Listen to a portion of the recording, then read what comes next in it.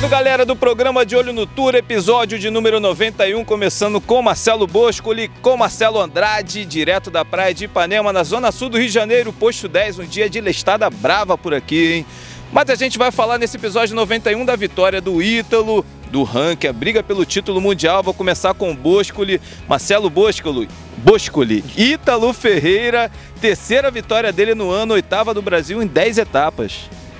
Monstro, né, cara? Eu acho que essa vitória do Ítalo definitivamente coloca ele em outro patamar, né, cara? Ele é um cara que no começo do ano muitas pessoas já falavam candidato ao título, e eu ali podia até estar equivocado, mas falava, cara, primeiro ele tem que ter uma vitória, ele não tem nenhuma vitória na WSL, nem no QS, nem no CT. E aí ele conseguiu uma, duas, três, pô, certamente a alma dele tá super confiante, muita confiança, e acho que o Ítalo só tem um caminho ano que vem. Ele vai entrar para disputar o título mundial com força total.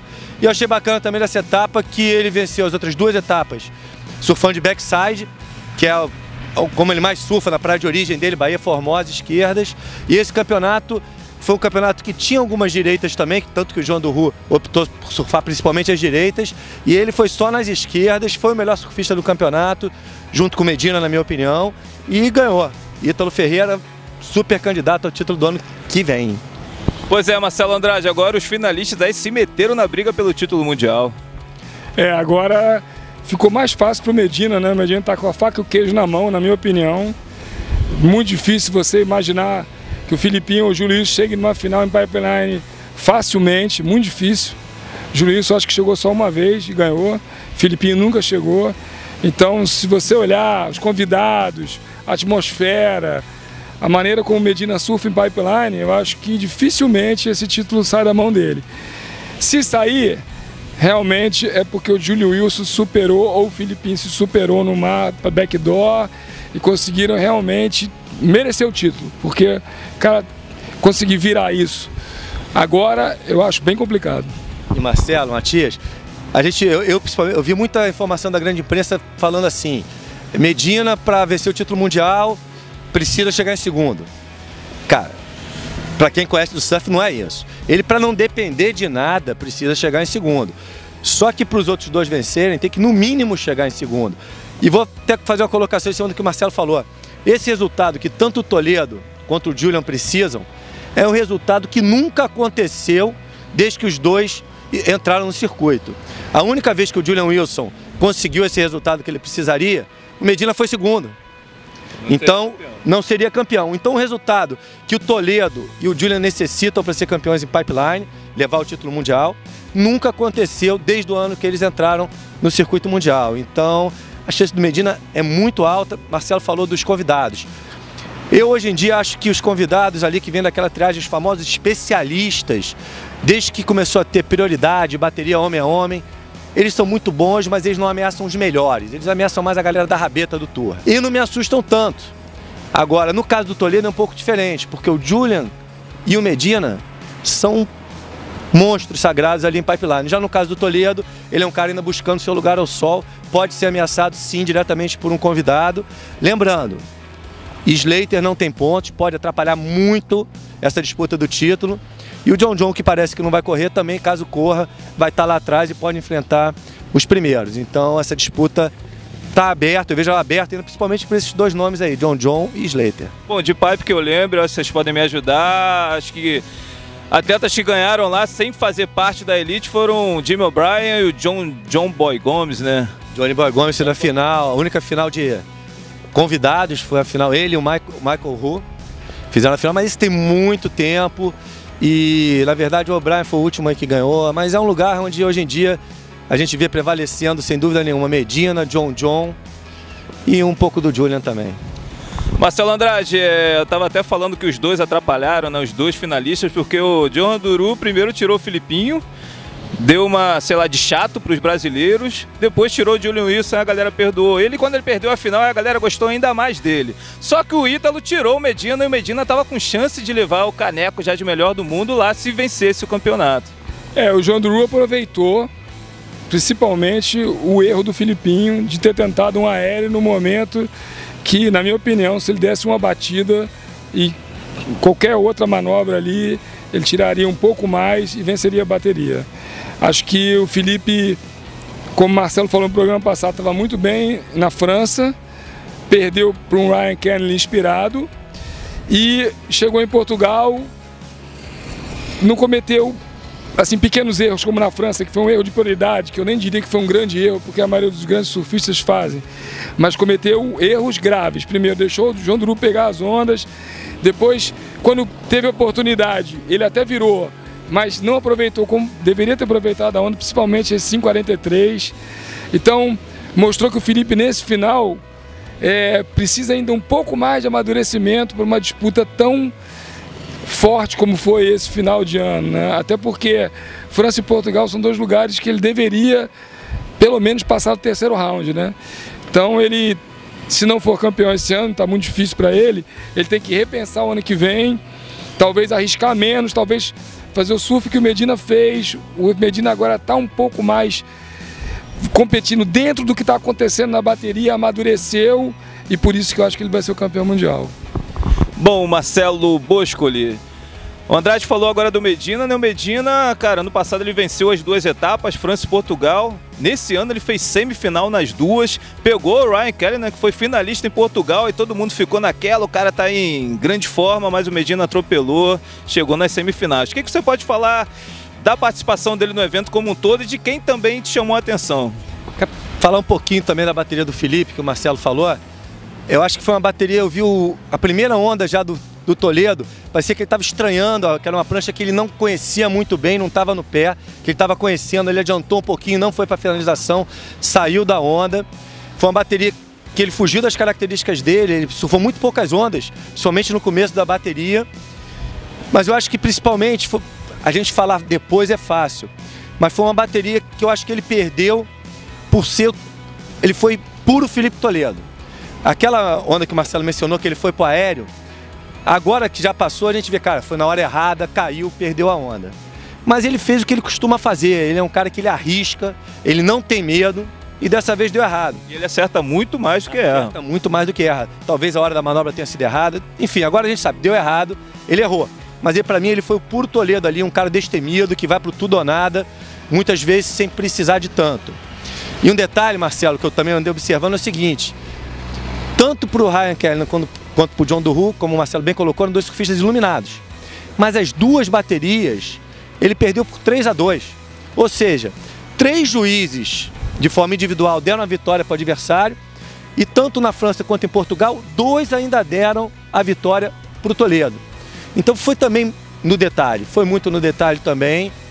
E claro que tem erro aí na história pela grande diferença de nível de surf dos dois. Medina. Eu gostei muito da perna europeia do Medina, porque na minha visão, não é a visão de quem está lá, mas na visão de quem vê ele competir nas entrevistas, ele me mostrou uma maturidade enorme, cara. Eu achei que ele amadureceu muito, não é mais aquele garoto que a gente viu alguns anos atrás, é um cara que está dando entrevistas seguras, maduras, e dentro d'água ele está sabendo muito bem a hora que ele precisa ir para um 9, e quando ele pode segurar aí por 5, 6. Diga-se de passagem, né, cara? 5, 6 do Medina, principalmente em Portugal, mas um pouco também na França, me parece que estava sendo 6, 7 dos outros. Eu vi nesses dois campeonatos, e principalmente nesse último campeonato, eu acho que seguraram muito as notas do Medina. E acho que um grande exemplo disso, Marcelo de repente pode até falar melhor, foi na bateria Medina e Matt Wilson. A primeira onda do Medina foi um 5,5. E a do Wilco também, com uma batida e uma finalização de backside, um 5,5. Eu acho que está sendo muito duro e muito mais difícil do que deveria para dar as notas um pouco mais altas, que são as notas que eu imagino que o Medina... Que eu penso que o Medina realmente está merecendo. Bom, Marcelo Andrade, e você? O que você achou do julgamento? O que você achou também dessa bateria aí do Matt Wilson com o Medina?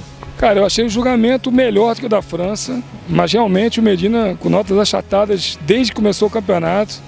Primeira bateria dele, ele pegou um tubo, saiu, deu um batidão na junção. Eu esperava um 7,5 ou mais alto, veio um 6 e pouco.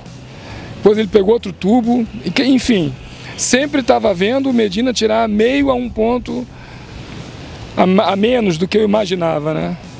E alguns surfistas sempre tendo um pouquinho mais de qualidade nas notas dos juízes, principalmente Julian Wilson na primeira fase. Eu achei que o Igarashi foi o melhor surfista, mas a maior soma de pontos foi do Julian Wilson. Então, precisa ainda ter uns ajustes finos no julgamento, porque por mais que eles melhorem, passa essa situação de que eles preferem uns em relação a outros, principalmente o Medina. E aí fica aquela entrevista do dono da WSL na cabeça de todo mundo. Eu não gostaria que terminasse o circuito antecipadamente, eu não gostaria que tivesse um campeão antes da etapa final. E a gente sabe, né, os juízes não pensam nisso, mas acaba acontecendo isso e aí ridiculariza a empresa, né? Não é nem entidade, é uma empresa, porque fica parecendo que foi feito de propósito. Eu particularmente acho que desde que o Medina teve essa fama de bad boy do Tour, que a WSL não é culpada, é culpada a imprensa, o STEB, outras revistas e sites, fizeram com que o Medina fosse um cara realmente mal julgado pela capacidade dele.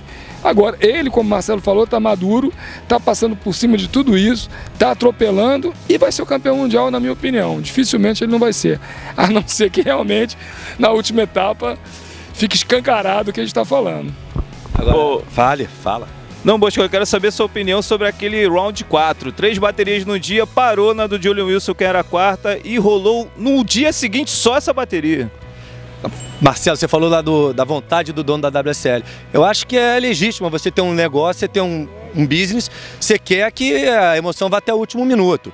O que a gente questiona é que isso possa ser interpretado de outra forma por juiz e pessoas envolvidas. Só apenas isso, né, cara? E só também para finalizar o julgamento, não é só com brasileiro. Imagina o Collor. O Collor saiu da piscina reclamando pra caramba. Foi para a etapa da França, perdeu por uma interferência num vacilo dele. A sirene tocou, ele demorou, talvez tenha demorado para chegar dentro d'água, interferência. E agora perdeu para o Ezequiel no desempate. Então esse tipo de coisa acontece nos campeonatos. George Smith perdeu para o Matt Wilson. 3 juízes deram a vitória para o George Smith. Quando você vai analisar, imagina o George Smith subindo no palanque.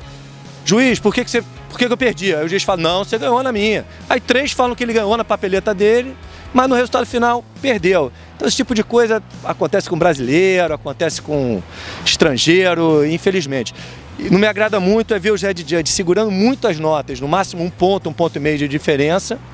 E eu observei bem nesse campeonato, eu vi que está muito distante de um e de outro o critério de julgamento ali dentro. Uma onda, por exemplo, uma onda que o Marcelo acha como a melhor da bateria, às vezes eu acho como a segunda, terceira melhor, como juiz também ali dentro. Isso me chamou muita atenção e acho que tinha que estar um pouquinho mais alinhado, não igual, mas alinhado. Falei tanto que eu esqueci, o que você me perguntou, cara? Round 4, a bateria do Julian, que eles começaram o campeonato e terminaram só com a bateria deles no dia seguinte. Isso aí também é outra coisa, a maioria das pessoas sempre fala e pensa que um round não deve terminar no meio. Eu nunca pensei assim, para falar a verdade. Eu acho que um round pode terminar no meio, até porque você só tem a obrigação de comparar uma bateria com aquela mesma bateria. Então, eu particularmente, ao contrário da grande maioria, acho que pode acabar no meio sim. E parece que... Mesmo numa briga de título mundial, um cara que estava na frente ali, já ter competido naquela condição e parar para o outro ter chance numa condição melhor? Você pode até colocar... Não dá para ser extremamente rígido.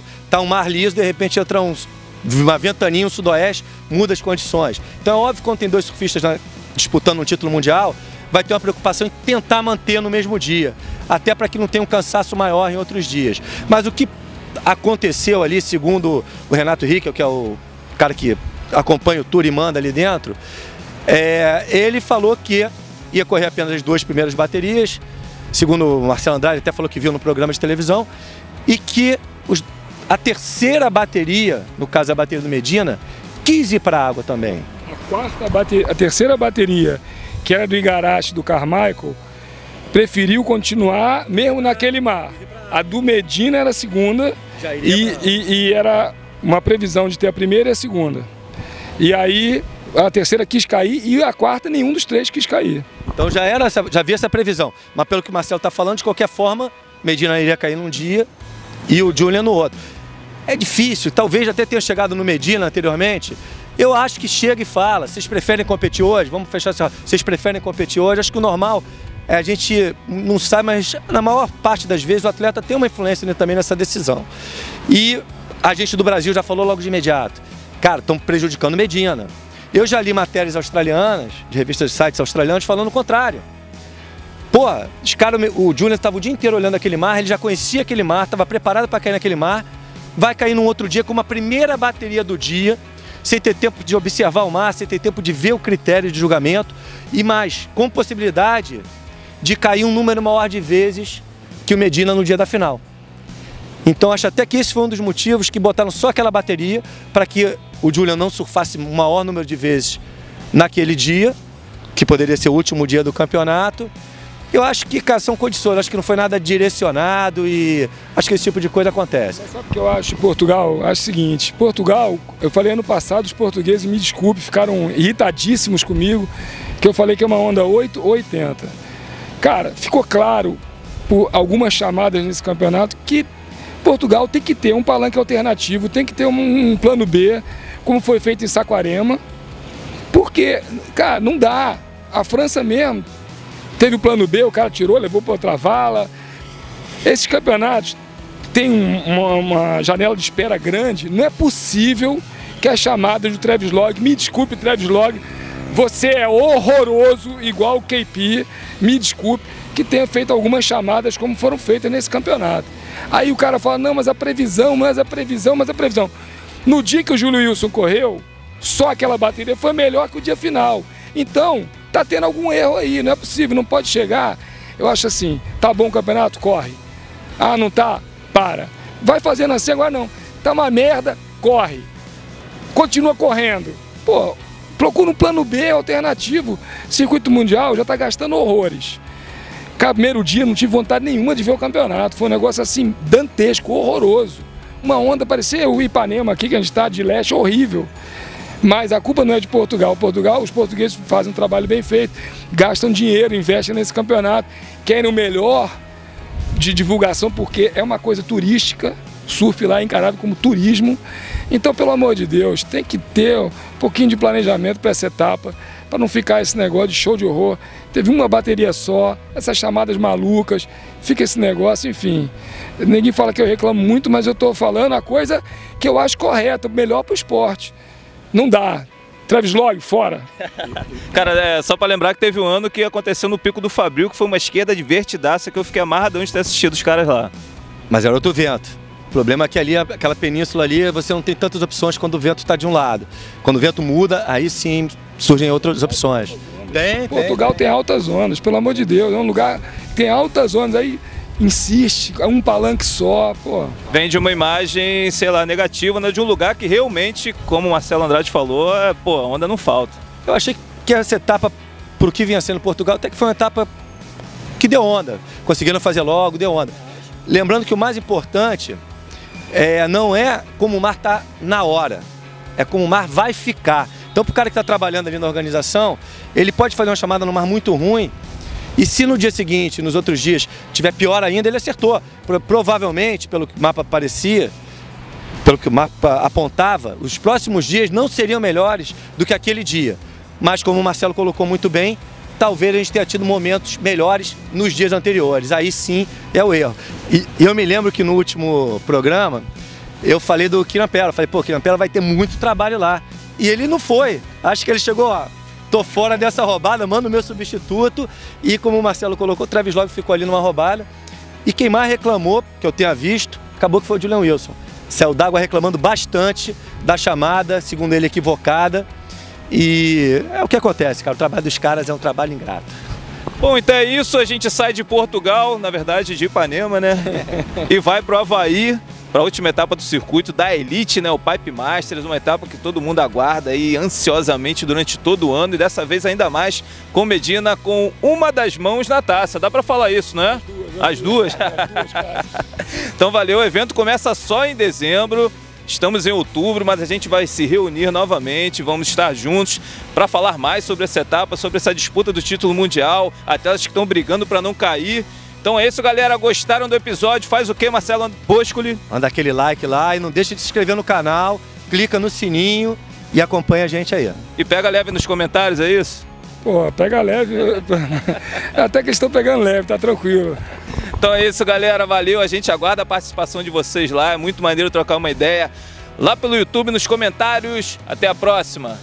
Um abraço.